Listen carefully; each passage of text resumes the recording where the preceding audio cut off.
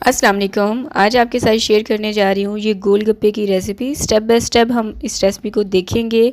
सारा कुछ आपके साथ डिटेल से शेयर करूँगी और साथ ही कुछ टिप्स एंड ट्रिक्स भी दूँगी कि ऐसी कौन सी मिस्टेक आप करते हैं जिससे आपका गोलगप्पा क्रिस्पी नहीं बनता या फिर गोल गोल नहीं फूलता है, या फिर कुछ गोलाई में आ जाते हैं, कुछ जो है नहीं गोल बनते।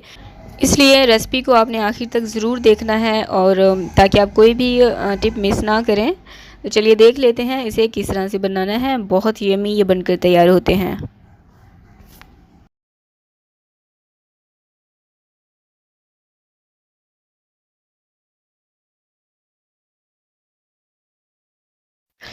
तो बिस्मिल्लाह करके रेसिपी स्टार्ट करते हैं। सबसे पहले हम गोलगप्पे बनाएंगे, तो इसके लिए मैंने ली है 1 कप सूजी और सूजी को आपने छान लेना है।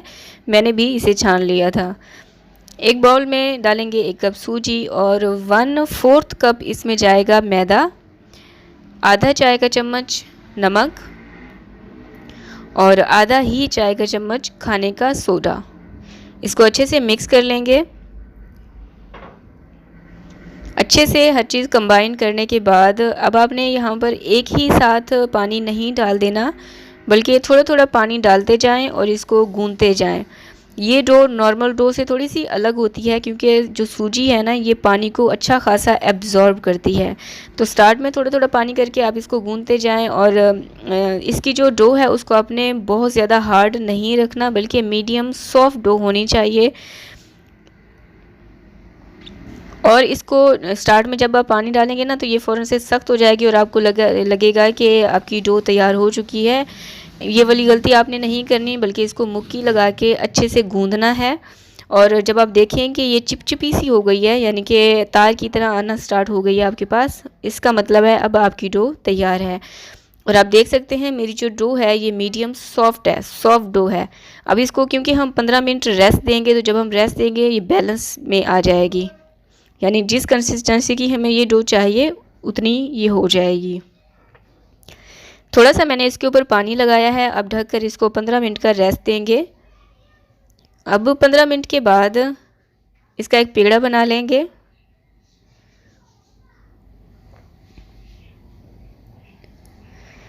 सरफेस पे थोड़ा सा मैदा डस्ट कर देंगे। इसको अच्छे से फैला लेना है आपने। और अब हमें इसकी रोटी बेलनी है। रोटी बेलते वक्त आपने इस चीज़ का ख़ास ख्याल रखना है कि रोटी आपकी बिल्कुल मोटी नहीं होनी चाहिए, बिल्कुल थिन, यानी कि बिल्कुल बारीक रोटी होनी चाहिए। तभी आपका गोलगप्पा गोलाई में और फूल कर बहुत परफेक्ट आपके पास आएगा। थोड़ी सी भी अगर आपकी ये रोटी मोटी हुई तो आपके गोलगप्पे सही नहीं बनेंगे, बहुत कड़क होंगे या फिर फूलेंगे ही नहीं। सही है। तो ये वाली जो है ये वाली मिस्टेक आप करते हैं, जिसकी वजह से आपके गोलगप्पे सही नहीं बनते। रोटी आपने बारीक बेलनी है। अब ये जो गोलगप्पे काटने के लिए मैंने कुकी कटर का इस्तेमाल किया है, लेकिन अगर आपके पास ग्लास रखा हुआ है स्टील का, तो आप उसके साथ भी कट कर सकते हैं। और इसकी ये आप देख सकते हैं ये कितनी बारीक ये गोलगप्पे हैं। इसको ढककर साइड पर रख देंगे। अब दूसरी जो आटा हमने इसके ऊपर से निकाला है ना, उसको दोबारा से पेड़ा बनाएंगे, दोबारा से रोटी बेलेंगे। और अब मैं आपको ग्लास से कट करके दिखा रही हूँ। जो हम ग्लास से कट करेंगे ना, वो थोड़े से नॉर्मल गोलगप्पे से बड़े होंगे। ये देखिए, मैंने आपको ये वाला मेथड भी दिखा दिया है। अब इसको आपने ऐसे ही नहीं छोड़ना, यानी इसको कवर करके रखना है ताकि इसका मॉइस्चर ना उड़े। दूसरी तरफ मैंने ऑयल को गर्म करने के लिए रख दिया था। और इसका बेस्ट ऑयल को चेक करने का तरीका है, अगर आपके पास कोई लकड़ी रखी हो ना, लकड़ी का स्टिक, आपने उसको चेक करना है। अगर लकड़ी में और ऑयल के साथ बबल्स बनना स्टार्ट हो जाए, दैट मीन्स कि योर ऑयल इज़ रेडी, आपका ऑयल तैयार है। अब यहाँ पर मीडियम हॉट ऑयल था। इस पे मैं 1 बाय 1 इस तरह से एक जो है गोलगप्पा डालेंगे, उसके ऊपर से प्रेस करते हुए आपने इनको बनाना है। ये देखिए, बहुत ही इजी है गोलगप्पे बनाना। कोई इतनी रॉकेट साइंस नहीं है, बहुत इजी काम है। बस इसकी ना छोटी छोटी टिप्स एंड ट्रिक्स जो होती हैं उन्हें हमें ज़रूर फॉलो करना चाहिए, तभी हमारी रेसिपी हमारे पास परफेक्ट बनकर तैयार होती है। तो मैंने भी कुकिंग में बहुत मिस्टेक की हुई हैं, तब भी जाकर मुझे अभी आया है बनाना। तो आप रेसिपी को एज इट फॉलो करेंगे, आपके गोलगप्पे परफेक्ट बनकर तैयार होंगे। अच्छा, स्टार्ट में मुझसे क्या होता था, एक ही पैन में बहुत सारे डालकर मुझसे हैंडल नहीं होते थे। तो ये आपके लिए टिप है, आप 1 बाय 1 भी इनको बना सकते हैं गोलगप्पों को, ठीक है। अब गोलगप्पे मैंने तैयार कर लिए हैं, उनको किसी खुले बर्तन में आपने रख देने हैं ताकि एक दूसरे की हीट लगे और वो फोकी से ना हो, क्रिस्पी रहें, इसलिए आपने खुले बर्तन में उनको अलग से रख देना है। अब मैं आपके साथ शेयर कर रही हूँ खट्टी मीठी इमली की जो है चटनी। इसके लिए मैंने लिया है एक पैन, इसमें डाला है 1 गुठली गुड़ की।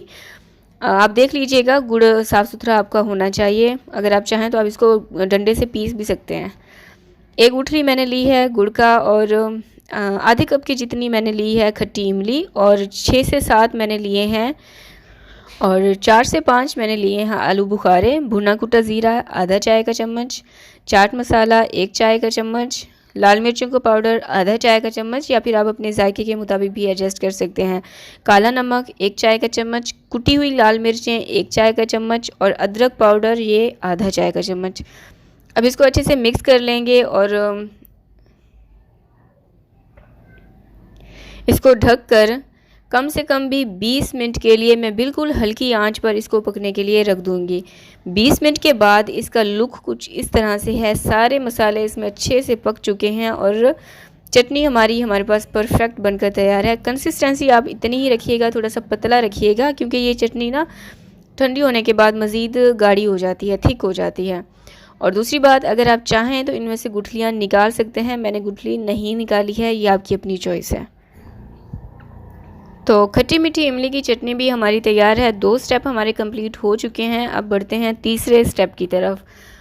अब तीसरे स्टेप में हमें चाहिए एक कूंडी। मैं यहाँ पर कूंडी डंडे का इस्तेमाल कर रही हूँ, अगर आप चाहें तो आप मिक्सी जार का भी इस्तेमाल कर सकते हैं। लहसुन के जवे मैंने लिए हैं 2, तेज़ हरी मिर्चें मैंने ली हैं 3 अदद, फ्रेश हरा धनिया इसको बारीक चॉप कर लिया था आधा 3-4 खाने के चम्मच, और ताज़ा ही फ्रेश पुदीने के पत्ते उनको भी मैंने चॉप कर लिया था, वो भी मैंने लिए हैं 3 खाने के चम्मच जितना होगा। इसको बहुत अच्छे से पीस लेंगे। काला नमक मैंने इसमें डाला है आधा चाय का चम्मच, और नॉर्मल नमक भी आप इसमें आधा चाय का चम्मच या फिर अपने जायके के मुताबिक डाल दीजिएगा। इनको अच्छे से मिक्स कर लेंगे। अब 1 चाय के चम्मच जितना मैं इसमें से ये चटनी निकाल रही हूँ, क्योंकि हमें पानी बनाना है। पानी पूरी का पानी बनाने के लिए मैंने इसमें थोड़ा सा पेस्ट निकाल लिया है। बाकी अब मैं इसमें डाल रही हूँ गाढ़ा दही। ये ना तो मीठा है और ना ही खट्टा है, नॉर्मल दही का मैंने इस्तेमाल किया है। इसको अच्छे से मिक्स कर लेंगे। तो तीसरा स्टेप भी हमारा तैयार हो चुका है। अब बढ़ते हैं अपने चौथे स्टेप की तरफ, जिसके लिए हमने बनाना है पानी पूरी का पानी। अब जिस बाउल में हमने चटनी निकाली थी उसमें मैंने ठंडा यख पानी डाल दिया है, और उसमें मैंने डाला है काला नमक 1 चाय का चम्मच, नॉर्मल नमक आधा चाय का चम्मच। अच्छा, ये मेरा होममेड चाट मसाला है, जिसमें आमचूर का पाउडर, भुना कुटा ज़ीरा और हर चीज़ इसमें मैंने डाली हुई थी।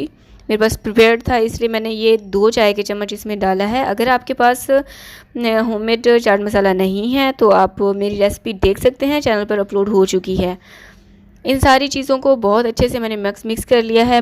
पानी भी हमारा तैयार है, और अब मैं आपको सारा फाइनल इसका लुक दिखा रही हूँ। माशाल्लाह से आप जब इस रेसिपी को स्टेप बाय स्टेप फॉलो करेंगे ना, तो आपको बाहर जाने की ज़रूरत ही नहीं है। आप बहुत ही अच्छे से वेल प्रिपेयर्ड गोलगप्पे घर पर तैयार कर सकते हैं। अब मैं आपको इसे तोड़ कर दिखा रही हूँ। आप देख सकते हैं माशाल्लाह से ये बहुत क्रिस्पी बनकर तैयार हुए हैं और परफेक्ट हैं।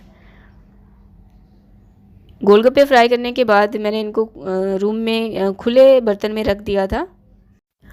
और गोलगप्पे की फिलिंग के लिए मैंने लिए हैं उबले हुए आलू और उबले हुए चने और प्याज बारीक चॉप किए हुए।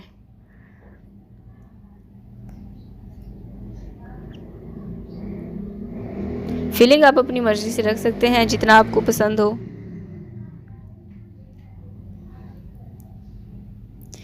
खट्टी मीठी इमली की चटनी डालेंगे। अच्छा, ये चटनी ना बाज़ लोगों को पसंद होती है, कुछ लोगों को नहीं भी होती। सही है, मुझे पसंद है, मैंने इसलिए ली है। सम टाइम मुझे ये पसंद होती है, सम टाइम मुझे बिल्कुल स्पाइसी ही चाहिए होते हैं। तो जिस तरह से आपको आप प्रेफर करें उस तरह से आप इसे बना सकते हैं। आप चाहें तो खट्टी मीठी इमली की चटनी को स्किप भी कर सकते हैं। अब पानी में डिप करके आप इसको एंजॉय करें। अब मैं आपको एक डिश बनाकर दिखा देती हूँ। आप इसको अपने मेहमानों के लिए भी बना सकते हैं। डिनर में अगर आप पार्टी कर रहे हैं उसमें आप बना सकते हैं। घर में जब भी आपका दिल करे, कज़न पार्टी हो आप उसमें बनाकर एंजॉय करें। आई होप कि आपने वीडियो को लाइक ज़रूर कर दिया होगा और चैनल को भी ज़रूर सब्सक्राइब कर दिया होगा, और थोड़ी सी भी हेल्पफुल लगी हो तो इसको अपने फ्रेंड्स और फैमिली मेम्बर्स के साथ भी ज़रूर शेयर किया करें, और कमेंट करके मुझे लाजमी बताया करें कि आने वाली रेसिपी क्या होनी चाहिए। रमज़ान आने वाला है, रमज़ान से रिलेटेड अगर आपको कोई रेसिपी चाहिए तो ज़रूर कमेंट करें। मुझे दुआ में याद रखें। अल्लाह हाफ़िज़।